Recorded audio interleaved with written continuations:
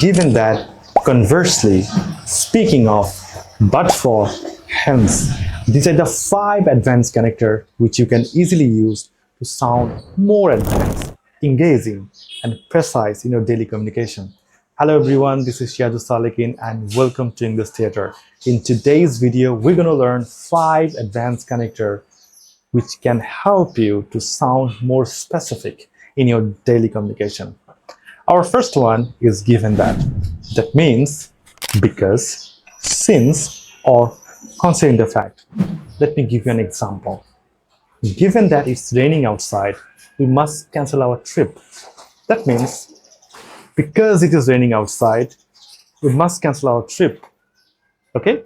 So instead of saying because it is raining outside or since it is raining outside, you can use an advanced connector given that. Given that she's new here, her performance is very impressive.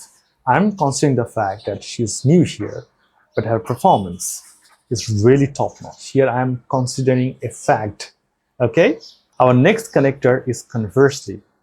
You are comparing two things and you are talking about their dissimilarity. In that case, you can use the connector conversely. For example, she is very much passionate about football. Conversely, her brother is an excellent cricket player. Here I am comparing two brothers and talking about their dissimilarity. In summer, we get scorching heat. Conversely, in winter, we get to experience freezing cold. Okay, so here I'm comparing two seasons and talking about their dissimilarity. Our next connector is speaking of. It's a wonderful connector you can easily use to initiate any conversation or to relate your comment to something of what was just told. For example, you are in a friend circle and one of your friends said, my favorite food is pasta. Now it's your turn. You can say, speaking of my food, my favorite food is fried chicken. So you are relating your comment to the comment which was just told. You are in a meeting and they were talking about productivity. Now it's your turn to make a comment. You can say, speaking of productivity, we must ensure discipline first to get better outcome. So it's a wonderful connector to initiate any conversation, to give a different perspective, or to relate your comment to something what was just said.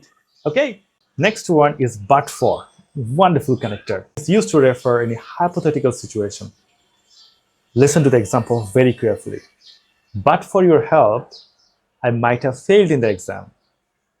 That means if you did not help me, I might not have passed.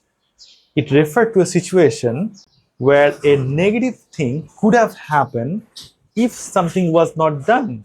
But for plus subject would have or could have or might have verb 3 plus extension.